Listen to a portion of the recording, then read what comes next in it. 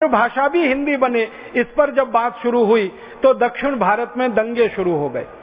और दक्षिण भारत में जो दंगे शुरू हुए, भारत सरकार की खुफिया विभाग की रिपोर्ट बताती है कि वो दंगे अपने आप नहीं हुए, कराए गए, उन नेताओं के द्वारा भड़काए गए जो नहीं चाहते थे कि अंग्रेजी इस देश में से हटे।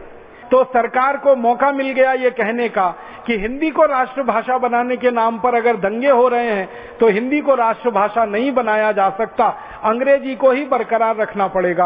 और 1967 में विधेयक पास कर दिया गया। फिर 1968 में उस विधेयक में एक संशोधन कर दिया गया और वो संशोधन इस समय हमारे लिए फांसी के फंदे जैसा है, भारत की राष्ट्रभाषा के लिए, भारत की मातृभाषाओं के लिए।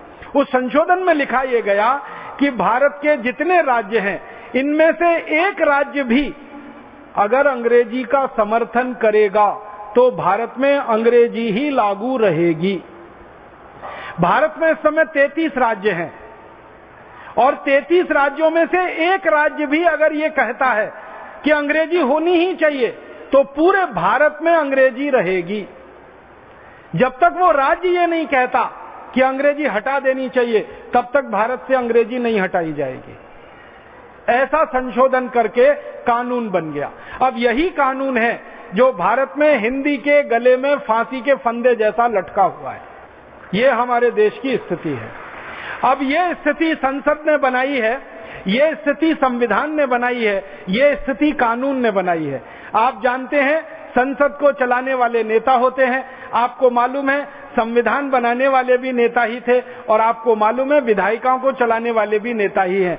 तो भारत में कुछ नेता जो आजादी के बाद से लगातार इस षड्यंत्र में लगे रहे हैं कि अंग्रेजी हटनी नहीं चाहिए भारत से क्योंकि उनकी सत्ता वहां से हट जाएगी। दुर्भाग्य हमारे देश का ये है कि अंग्रेजी जानने वाले 1 करोड़ से भी कम हैं इस देश में, लेकिन उनकी सत्ता इस देश पर काबिज है और व्यवस्था में वो पूरी तरह से हावी है, इसलिए अंग्रेजी हटने नहीं पा रही है। अब जब तक ये लोग व्यवस्था पर हावी रहेंगे और जब तक ये सत्ता को अपने हाथ में रखेंगे, शायद मुझे नहीं लगता कि अंग्रेजी का स्थान कोई बदलेगा और हिंदी और भारतीय भाषाओं का स्थान कुछ बेहतर हो पाएगा। तो भारत स्वाभिमान की तरफ से सारे देश में हमें ये प्रयास करना है कि अंग्रेजी जानने वाले, अंग्रेजी बोलने वाले, अंग्रेजी पढ़ने वाले और अंग्रेजी में आचार व्यवहार करने वाले लोगों के हाथ से सत्ता छीननी पड़ेगी और भारतीय भाषाओं के जानने वालों के हाथ में वो सत्ता देनी पड़ेगी।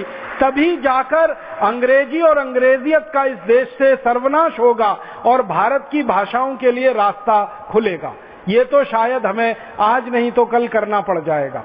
मेरे मन में एक बात है जो आपसे मैं कहना चाहता हूं। ये अंग्रेजी के समर्थन में तर्क देने वाले जो नेता हैं और अंग्रेजी को भारत में बनाकर रखने वाले जो नेता हैं, ये मूलतः 4 तर्क देते हैं। पहला तर्क देते हैं कि अंग्रेजी सबसे अच्छी भाषा है पूरी दुनिया में। दूसरा तर्क देते हैं अंग्रेजी विश्व भाषा है पूरी दुनिया में। तीसरा तर्क देते हैं अंग्रेजी विज्ञान की और तकनीकी की भाषा है पूरी दुनिया में। और चौथा और आखिरी तर्क उनका होता है कि अंग्रेजी सबसे ज्यादा समृद्धशाली भाषा है पूरी दुनिया में। तो अंग्रेजी भारत में रहनी चाहिए क्योंकि अंग्रेजी विश्व भाषा है। सारी दुनिया से हमें व्यवहार करना है तो अंग्रेजी के माध्यम से संभव है। अंग्रेजी भारत में रहनी चाहिए क्योंकि अंग्रेजी समृद्धशाली भाषा है। अंग्रेजी भारत में रहनी चाहिए क्योंकि विज्ञान और तकनीकी की भाषा है। और अंग्रेजी भारत में रहनी चाहिए क्योंकि सभ्य लोगों की, उच्च शिक्षित लोगों की भाषा अंग्रेजी है। इन तर्कों के आधार पर अंग्रेजी का बचाव किया जाता है और हिंदी और भारतीय भाषाओं को गाली दी जाती है। इन चारों तर्कों को मैं आपके दिल दिमाग में बिठाना चाहता हूं। अंग्रेजी की वास्तव में पूरी दुनिया में क्या हैसियत है वो मैं आपके सामने रखना चाहता हूं। सारी दुनिया के बारे में जो अंग्रेजी का भ्रम है ना विश्व भाषा होने का, इसी तर्क से मैं मेरी बात शुरू करता हूं कि क्या अंग्रेजी विश्व भाषा है। ये एक प्रश्नवाचक चिन्ह की तरह से है, इसका उत्तर ढूंढने की कोशिश करें। इसको सरल तरीके से समझने की कोशिश करें।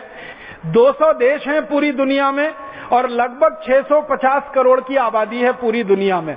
अब 650 करोड़ की आबादी है, 200 पूरी दुनिया में देश हैं, तो अंग्रेजी की स्थिति क्या है उसमें? 200 देशों में से मात्र 11 देश हैं जहां अंग्रेजी बोली जाती है अंग्रेजी पढ़ी जाती है, अंग्रेजी समझी जाती है और अंग्रेजी में काम होता है। इसका मतलब दुनिया के सिर्फ 5% देशों में ही अंग्रेजी है। 95% देशों में अंग्रेजी का कोई नाम लेने वाला नहीं है। तो विश्व भाषा कैसे हो गई? आबादी के हिसाब से बात करें तो अंग्रेजी बोलने, पढ़ने, लिखने और समझने वालों की आबादी पूरी दुनिया में मात्र 30 करोड़ है और दुनिया की आबादी लगभग 650 करोड़ है। अब 650 करोड़ की आबादी में सिर्फ 30 करोड़ लोग अंग्रेजी जानते हैं, बोलते हैं, समझते हैं और अंग्रेजी में बात करते हैं, सीखते वगैरह वगैरह। तो अगर 30 करोड़ लोग ही अंग्रेजी बोलते हैं, जानते हैं, समझते हैं, तो अंग्रेजी विश्व भाषा कैसे हो गई? ये तो पूरी दुनिया के लगभग 4% लोगों की ही भाषा हुई। आबादी के हिसाब से दुनिया के 4% और देशों की संख्या के हिसाब से दुनिया के 5%। तो 5% देशों में अंग्रेजी है, 4% लोग अंग्रेजी जानते, बोलते, समझते हैं। तो 96% लोग तो ना अंग्रेजी बोलते हैं, ना जानते हैं, ना समझते हैं, ना अंग्रेजी में काम करते हैं। तो अंग्रेजी विश्व भाषा कैसे हुई? आप सोचिए, अगर विश्व भाषा का दर्जा किसी को मिल सकता है तो वो चाइनीज भाषा को मिल सकता है और दूसरे नंबर पर हिंदी को ही मिल सकता है। आप बोलेंगे क्यों?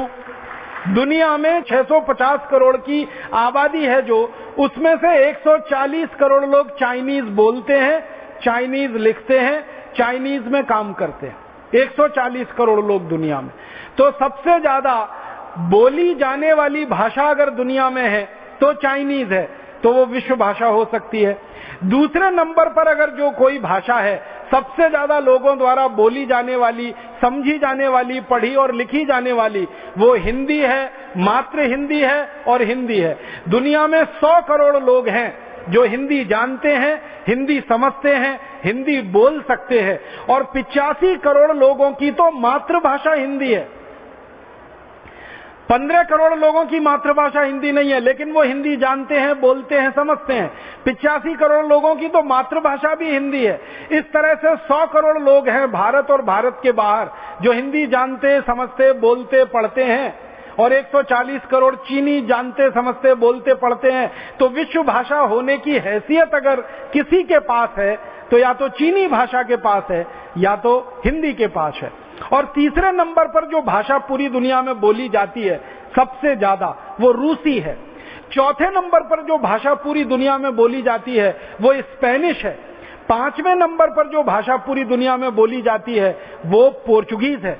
6ठे नंबर पर जो भाषा पूरी दुनिया में बोली जाती है वो डच है। और इस तरह से जब आप गिनती करते करते करते करते चले जाते हैं तो 10वें 11वें नंबर के बाद नंबर आता है अंग्रेजी का, जिनको लोग जानते, समझते और बोलते हैं। इसलिए ये सबसे बड़ा झूठ है जो भारत में फैलाया गया पिछले 63 साल आजादी के बाद कि अंग्रेजी विश्व भाषा है। अंग्रेजी विश्व भाषा नहीं है। अंग्रेजी विश्व के एक छोटे से इलाके की भाषा है और उस इलाके की भाषा है जो कभी अंग्रेजों का गुलाम हुआ था। जैसे भारत अंग्रेजों का गुलाम हुआ तो भारत में अंग्रेजी है। पाकिस्तान भारत का अंग था, पाकिस्तान में अंग्रेजी है। बांग्लादेश कभी भारत का अंग था, बांग्लादेश में अंग्रेजी है। ऑस्ट्रेलिया अंग्रेजों का गुलाम रहा, वहां अंग्रेजी है। न्यूजीलैंड अंग्रेजों का गुलाम रहा, वहां अंग्रेजी है। इसी तरह से अमेरिका अंग्रेजों का गुलाम रहा, अमेरिका में अंग्रेजी है। कनाडा अंग्रेजों का गुलाम रहा, कनाडा में अंग्रेजी है। वेस्ट इंडीज अंग्रेजों का गुलाम रहा, वेस्ट इंडीज में अंग्रेजी है। ऐसे कुल मिलाकर दुनिया में 11 ही देश हैं जहां पर अंग्रेजी है और वो भी चूंकि अंग्रेजों के गुलाम हुए इसलिए अंग्रेजी है। अर्थात अगर ये देश अंग्रेजों के गुलाम नहीं होते तो इन देशों में भी अंग्रेजी का नाम लेवा कोई नहीं होता। ये बिल्कुल पक्की बात है। अब इंग्लैंड की बात करें, ब्रिटेन की बात करें तो इंग्लैंड के नीचे छोटे छोटे 2 देश हैं जिनको इन्होंने जबरदस्ती कब्जे में कर रखा है। एक आयरलैंड है और एक स्कॉटलैंड है। उनके लोगों की मातृभाषा आयरिश है और स्कॉटिश है, लेकिन जबरदस्ती उनके ऊपर अंग्रेजी थोप के रखी हुई है ताकि वो ब्रिटेन से अलग ना हो जाए। तो इस तरह से देखने में 14 देश आ जाते हैं। एक न्यू साउथ वेल्स है, एक आयरलैंड है और एक स्कॉटलैंड है और एक मूल देश तो इंग्लैंड है ही। तो कुल 14, नहीं तो इंग्लैंड को हटा के, ब्रिटेन को हटा के मात्र 11 देश ही हैं जहां पर अंग्रेजी है। तो ये अंग्रेजी विश्व भाषा तो बिल्कुल नहीं है। दूसरा तर्क जो उनका है, जो दूसरा झूठा अभियान चला रखा है उन्होंने, कि अंग्रेजी दुनिया की सबसे समृद्ध